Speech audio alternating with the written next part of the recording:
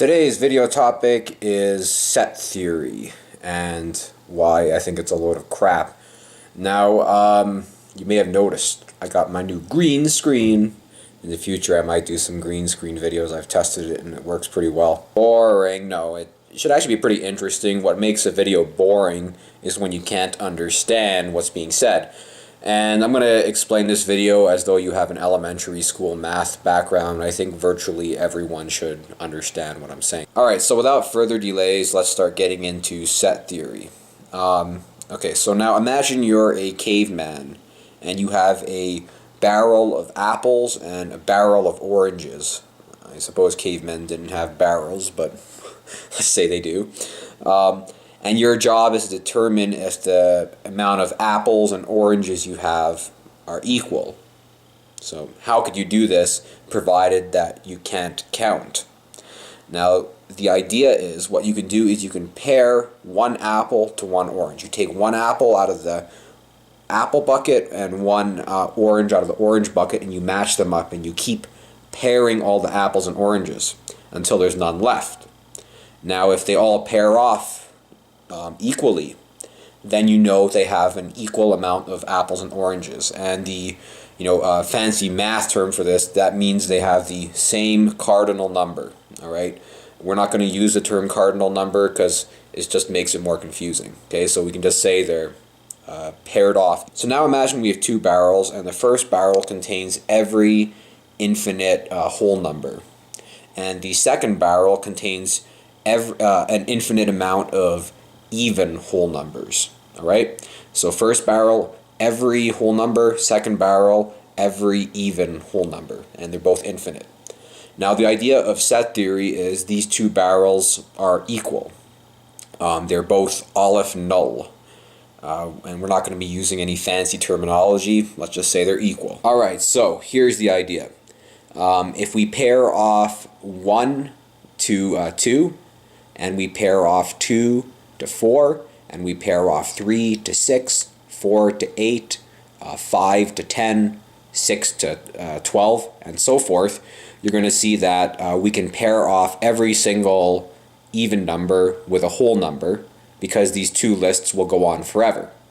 So therefore these two barrels are equal by the logic of set theory. Now this is fine and dandy until you realize set theory is leaving out a key axiom of pairing. An axiom is another fancy word, just means a basic presumption. So this is the presumption they're leaving out. When you pair things, so we have the apples and oranges, one of the key rules to pairing is that the order doesn't matter. In order for the pairing rule to have any kind of meaning and validity, another rule should be included, which is the order doesn't matter. So for example, if I grab the first apple and the 10th orange and I pair them up, this should be the same as if I grab the first apple and the first orange. It doesn't matter which order I pair things in, as long as they're all being paired 1 to 1. Now the problem is you can't apply this pairing logic to anything other than a pair. That's a joke. Ha ha ha, so funny. Okay, so now let's apply this to the infinite sets. Alright, I'm just going to change the order of the pairing. So, I'm going to pair 2 to 2, 4 to 4, 6 to 6, 8 to 8, 10 to 10. And as you can see, every even number is going to be used up. So this list on the right, every single number here is going to be paired off for sure. But every single odd number on the left will not be paired up. So by pairing it a different way, now they're not equal. So if you leave out this rule of order, which is a fundamental property of pairing, well then you can come to any conclusion you want. I could say that all whole numbers is larger than even numbers, because if I pair it this way, it is larger. Or I could say they're equal, because I could pair it one way and make them equal, or I could even probably pair it another way and make the barrel of even numbers larger than all numbers. So what? Doesn't mean anything.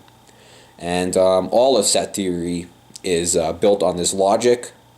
I might get into Cantor, I don't know how to say his name.